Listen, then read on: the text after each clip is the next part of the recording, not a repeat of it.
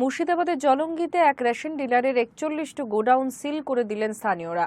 এই ঘটনা মঙ্গলবারের। আর ওই রেশন ডিলারের বিরুদ্ধে 2 টাকা কেজি দরের নিম্নমানের চাল বিক্রির অভিযোগ জানিয়েছেন ক্ষুব্ধ স্থানীয় জনতা।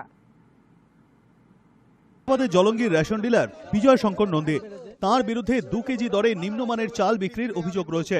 মঙ্গলবার স্থানীয় জনতা ক্ষুব্ধ হয়ে বিজয় শঙ্কর বাবুর 41টি গোডাউন সিল করে দেন।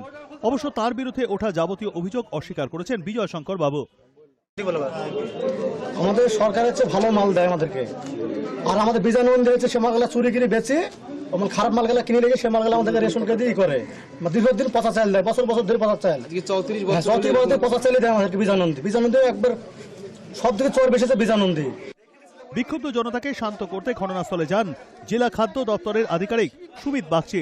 তিনি বিষয়টি খতিয়ে দেখার আশ্বাস দিয়েছেন। এই স্যাম্পলটা আমাদের 3টি স্যাম্পল করা হচ্ছে, 3-4টি। হ্যাঁ, ওই স্যাম্পলটা আমাদের আধিকারিকের উত্তম কর্তৃপক্ষের সাব ডিভিশন কন্ট্রোলের কাছে পাঠাচ্ছি গালা সিল করে।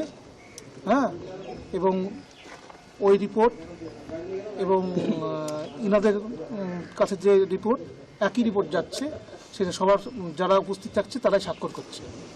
হ্যাঁ, এর মধ্যে আমরা যেগুলো থাকবো, যে কজন থাকবো সেই কজনই উপস্থিতিতে, সবার উপস্থিতিতে আমরা স্বাক্ষর করতে।